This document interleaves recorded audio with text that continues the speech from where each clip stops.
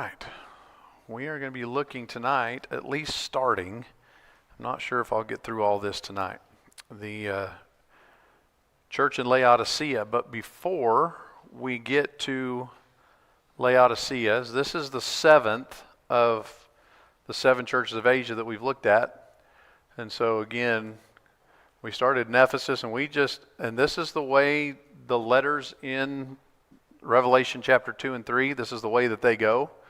They go in order and clockwise from Ephesus to Smyrna to Pergamum, Thyatira, Sardis, Philadelphia, and then Laodicea. And so, as I've said, I think a couple of times, Laodicea, this was one of my favorites. And again, I think it may have been because this was our first full day there. And it was the first things you see, and that everything is new, and it's all really cool. And by the time you get to day 4, 5, 6, 10, ancient ruins start looking like every other ancient ruin, and so this was really our first eye-opening moment for on this trip. But before we get to Laodicea, I want to start by making a stop in another important location, which today is known as Pamukkale, is the name of it in Turkish. In Turkish, it means the Cotton Castle.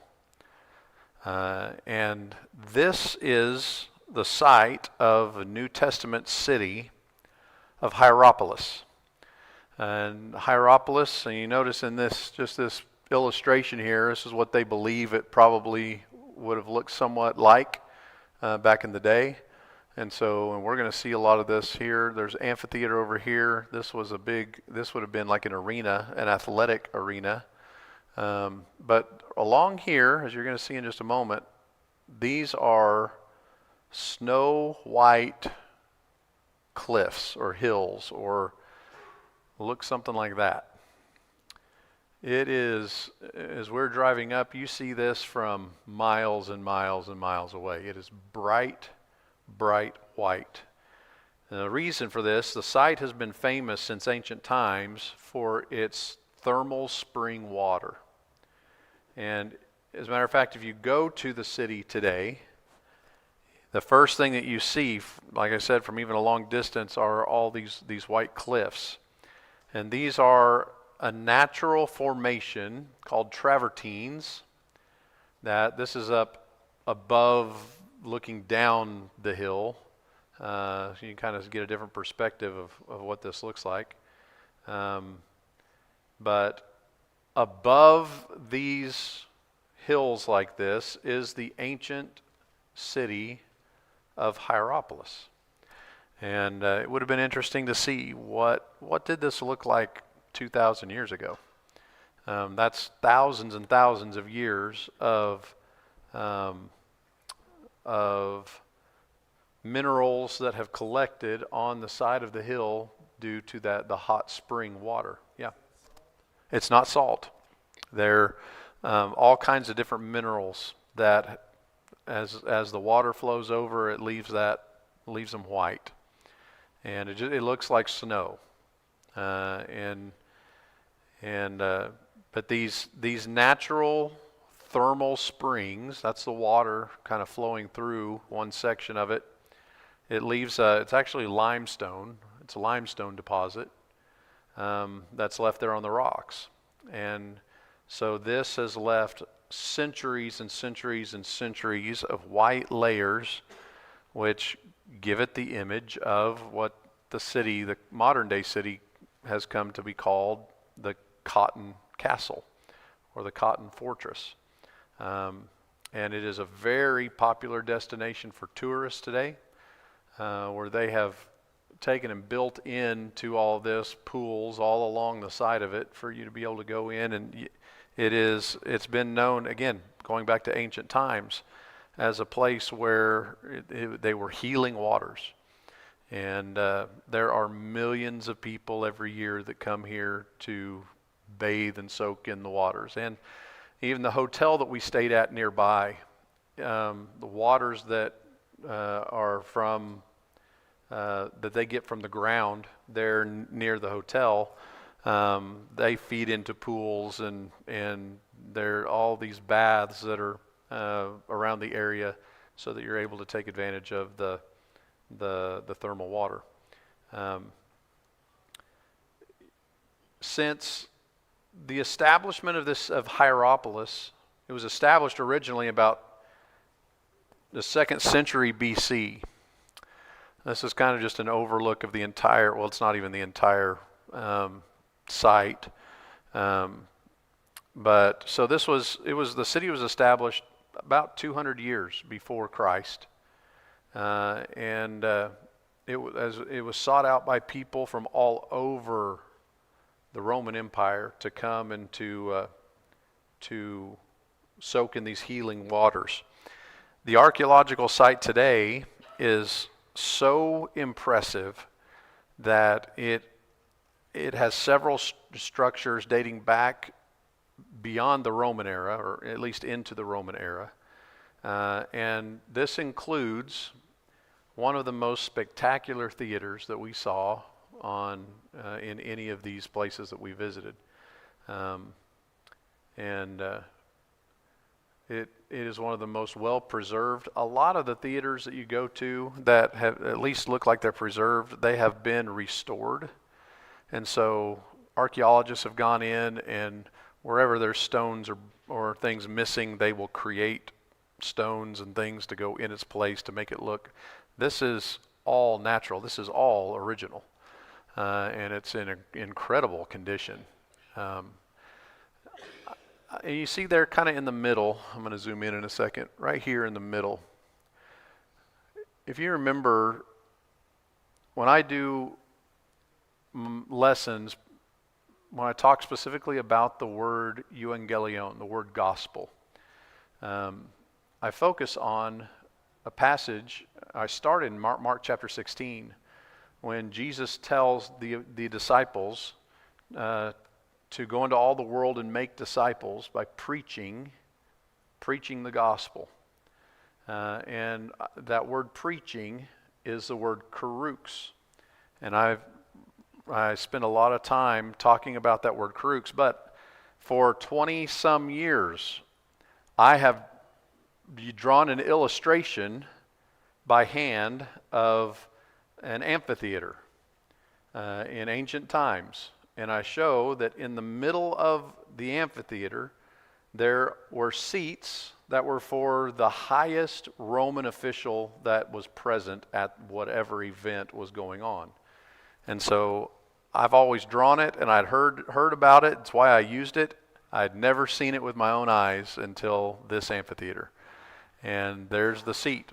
This is a seat where that highest Roman official would have sat along with his karux.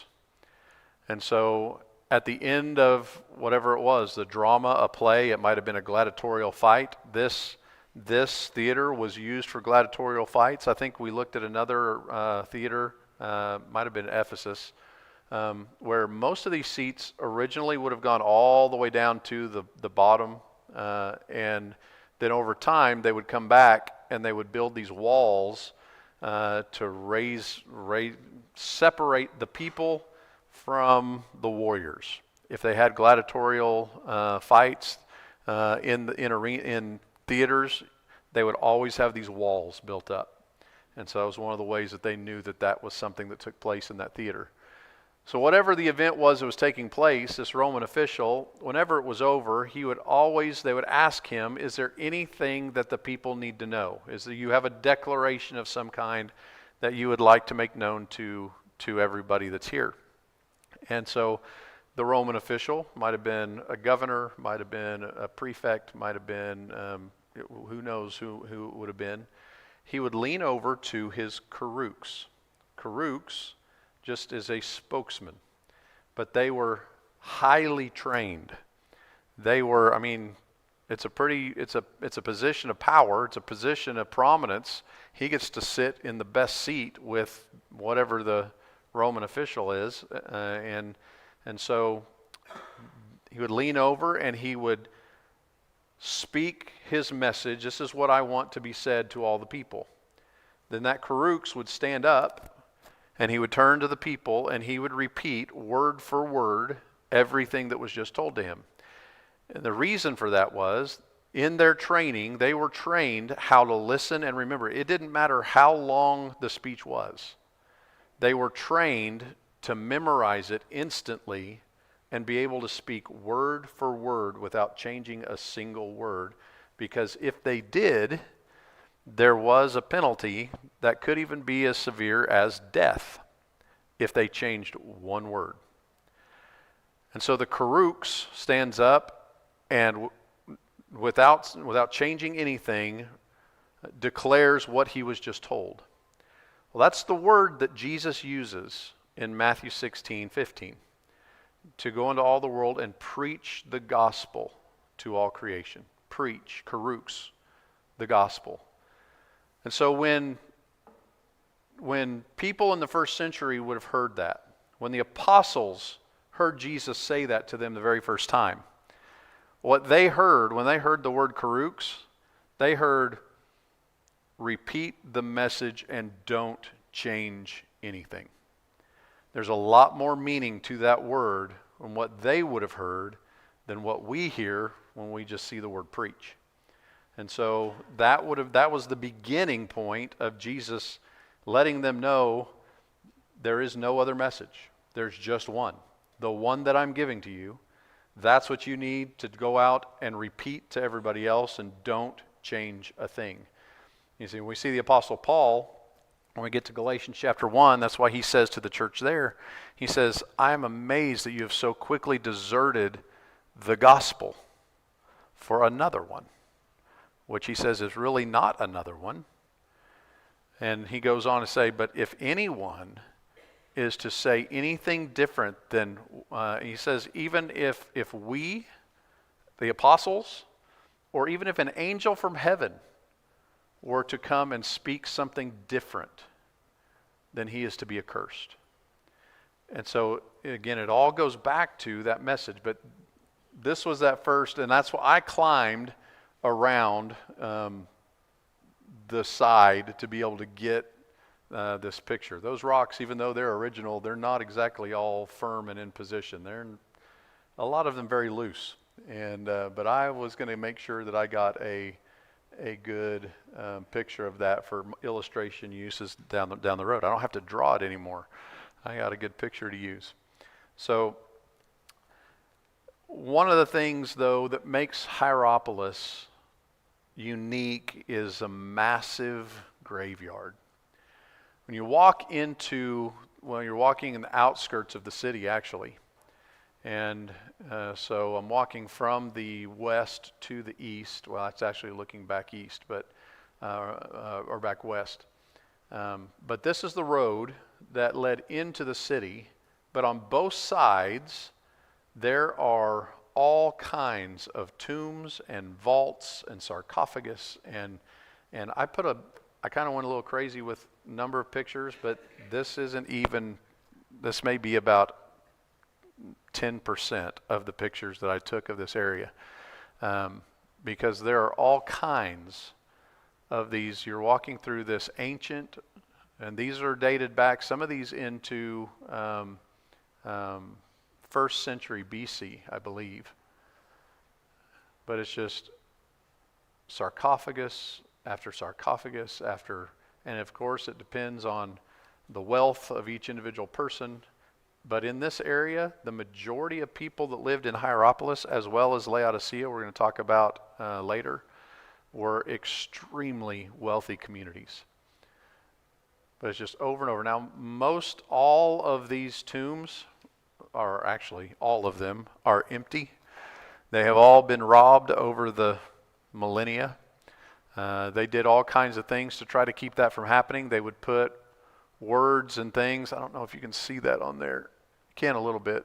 It's inscribed above words. A lot of times those were curses. They were warnings of evil things that would happen to you if you robbed this tomb. And as a matter of fact, I don't know if you recognize that lovely lady. Anybody recognize who that is? It's Medusa.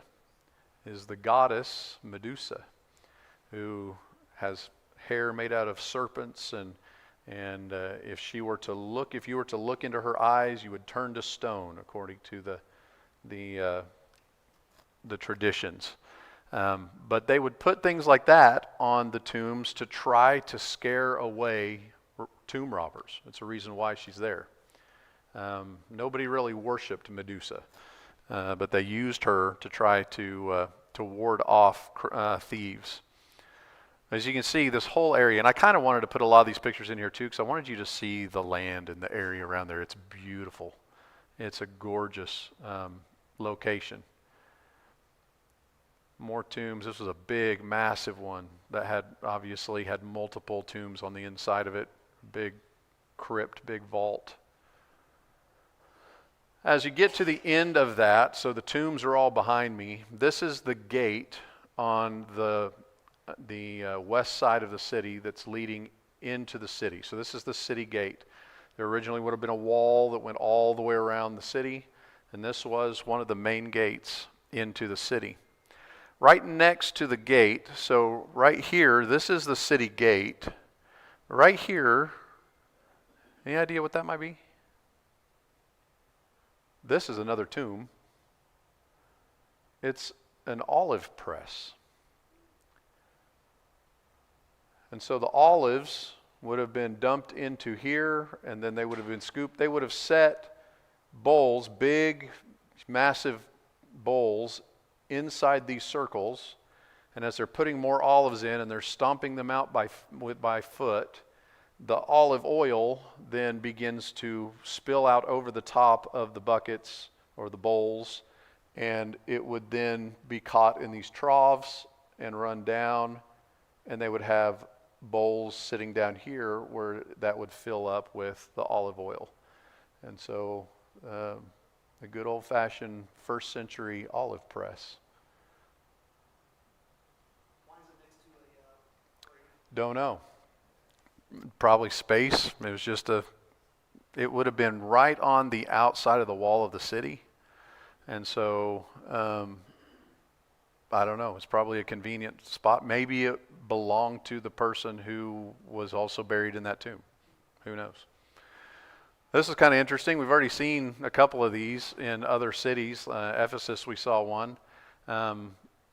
This is by far the most immaculate. If you've ever been to a Buc-ee's bathroom, then Buc-ee's doesn't come close to what this one would have been. But it gives a description of kind of what the latrine would have looked like. Even get a depiction of some guys in there using it. This is what's left. This is the outside. The road is right here on my right. This is looking down the inside. And so there's a trough. This would have been a trough that would have carried all of the sewage out. And there would have been a place where a stone over the top of that. But then this water trough here would have been fresh water where they would have used to wash their hands and clean themselves as they were finishing using the facilities. But it's just even the columns, the marble columns and everything, that would have been an incredible bathroom at one point. I put this picture in here. Eddie's mentioned this a couple of times to me. As you go down many of these roads, remember these stones are all marble. Marble is a very soft stone. It's not a hard stone. And so when you have chariots that go down these roads, they would leave ultimately ruts in the marble. And you can see those ruts that run along here in the marble, zoomed in a little bit. So those are old ancient chariot ruts in the marble roads. Again, more just looking down the road. That's the eastern city wall on the very far end, which we're a little bit closer to it there. So we have gone from one side of the city to the other side of the city, and most of this has not been excavated yet. There are acres and acres of the city. Most of it is still under dirt. They haven't excavated it yet. but it is incredible the things that they have discovered. Standing from here, I'm standing just on the other side of the city gate, and that in the distance, that is the theater that we looked at just a little bit ago. That's up on the hill. And so incredible. As a matter of fact, there were a lot more buildings and things that are all over in this area too. It's a massive dig site. So here I am. I'm standing right. I can literally reach down and touch the white limestone that's being covering the side of the hill. It's just right at my feet. And so from here in Hierapolis, you can see I'm looking southeast a little ways. And so from here, we have these three cities: Hierapolis, where we're at, Laodicea, and the city of Colossae are all right there. And so it was kind of interesting just to get a perspective of the location. I'm going to talk a little bit more about those other cities here in just a moment.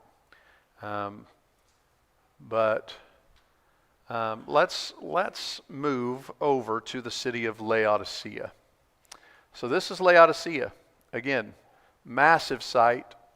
Most of it is not excavated, and it's a Turkish team that is working on it.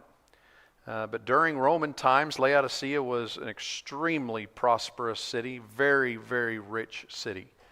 By the size of the ancient ruins, it's estimated to have been around 75 to 100,000 residents at its peak. This would have made it comparable to the city of Pergamum in size, and definitely bigger than Thyatira or Philadelphia that we've looked at so far. The land around it was very, very fertile, where specialized types of cotton were grown, as well as vast herds of sheep for wool. And so textiles, clothing, those kinds of things, garments made in Laodicea, they were exported all over the world. As a matter of fact, there have been materials made from Laodicea found as far as China and as far south in southern regions of Africa. And so the things that they made were known all over the world from this location. Even today, the town of Denizli, it's the modern day city in Turkey that's right here, right next to it, is considered the textile capital of Turkey even still today. That's what this area is known for. And Laodicea had an abundance of people then. They would have been working in dyeing fabrics. They would have been working at weaving clothing, material, fabrics or rugs or things like that, or even just sewing. But even with all of that going on, there was an even bigger industry in Laodicea, and it was banking. This is an ancient Laodicean bank, and at least what's left of it. Laodicea was one of the largest banking centers in the entire Roman Empire. When Romans had a lot of money and a lot of wealth, one of the places they did was they hauled it to Laodicea to be kept in the banks there. Laodicea was known also as being a major medical center. And they were famous especially for they had a school of medicine where a lot of physicians were trained. It's kind of an interesting thought of wondering, could Luke have possibly been trained in the school in Laodicea? It's possible, because this would have been an area around where he was familiar with. Paul met him not far from here. The one thing that they were especially known for was their treatment of eye diseases. They had learned how to make substances out of herbs and other natural materials. They mixed it with the medicinal spring waters of Hierapolis nearby, and they created salves as treatments for various types of eye diseases. and they were very well known for that. So I kind of just want to walk you through the city of Laodicea a little bit. This is again the road walking into the city. As you go down the road, it's very similar in ways to Ephesus. Ephesus is kind of in a very tight valley, and this is in a very wide open area. But it was very similar as far as you walk down this street, in between all those columns would have been, this is the main road. So these are all shops. These would have been places where little stores and things would have been. You would have bought goods as you walk down the street. Then, as any city is, you have the main street, and then you have side streets that go off of it, usually going off into neighborhoods and things like that. So off of this main road, headed back to the north, is a side street. I took a picture of this because these are all over the place, and I wish I would have got better pictures, maybe even video. But under the walkways is where their sewage ran. And to this day, there's water running in these troughs underneath the streets. That just happened to be a hole that was open, so you could actually see the water that was flowing underneath from, it had rained earlier that day. And so they still work. As a matter of fact, in Europe, I know in Germany, a lot of times their sewer lines actually run under their sidewalks, which is kind of interesting because they can just pick up a section of that concrete sidewalk to be able to access and get to the sewer lines. It's an ancient European, Asian thing where the Romans were doing it thousands of years ago. This is continuing on up that same side street, and we'll get up there to what's under that awning in just a moment. But as you notice, this side over here has all been excavated. This side over here has not. So if you take a look to the right, you see this, and what they found were just homes. This was a neighborhood, a bunch of homes. If you look to the left, to the other side of the street, it's not excavated. And they don't really plan on excavating it. And the reason is they know what they're going to find. They're going to find more homes. They already found the whole section. They know that that's what's going to be over on the other side. And so because they're limited on time and money to do excavations, they would rather go somewhere else where they can find something maybe that they would not expect, something new, instead of just uncovering a bunch more of the same thing that they've already uncovered. I think I put an aerial picture. So right here is where I'm standing. And so to this side, this is the street running up here. To this side are the excavated homes. This side you can see that's not excavated. But you can also see neither is this, neither is this, neither is any of this. These hills like this, these are the things that they take as a high priority. This will probably be done very soon because that tells them there's something big there. Something's happened there. But even over here, all of this area has not been excavated. This entire, so we're 100,000 people. This was a massive area. It was a big city. And so it's kind of frustrating when you're over there going, but I want to see what's under there. But that's just kind of the way it is all around the place. Still walking down that same side street, saw this on the side, and the guide, he said, we're not exactly sure what it is, but it is, they know, a game. It was probably a game that Roman soldiers played. And who knows what the rules are or anything, but they have found several of these around in different places around the Roman Empire. More, of course, it's a Roman city. There are going to be temples. There are going to be all kinds of pagan places of worship. This is the Agora. We've talked about the Agora in a lot of other cities, especially like the city of Ephesus. Let me back up and I'll show you where this is on the big picture. So here, this area over here, you see the columns. They go all the way around this thing, all the way around. That's the agora. It is one of the biggest agoras that has ever been found in ancient Rome. With a lot of these columns. Of course, when archaeologists started, most of these columns were on the ground, like that. And so over time, they were able to find the pieces that fit together, and if there were pieces that were missing or broken too much, you can see how they would have, you can see some of it looks newer than other, and that's kind of what they did at times to be able to reconstruct some of that. But these are incredible structures, and this would have gone all the way around. I didn't even look at the size or haven't looked it up, but you can probably put 20 or 30 football fields in this thing. And this is what would have gone all the way around this agora. I took this picture. Actually, Jenny, she said, oh, you need to take this picture right here. This is what it looked like going, well, first of all, you notice the ground, the floor in the agora was completely marble. That entire massive size that I'm talking about, the entire thing was covered. The floor was covered in marble. I told you, for them, it was like asphalt. They used it everywhere. But she wanted me to take this picture to show this is not just a pile of rubble that they've left there. That is unexcavated land.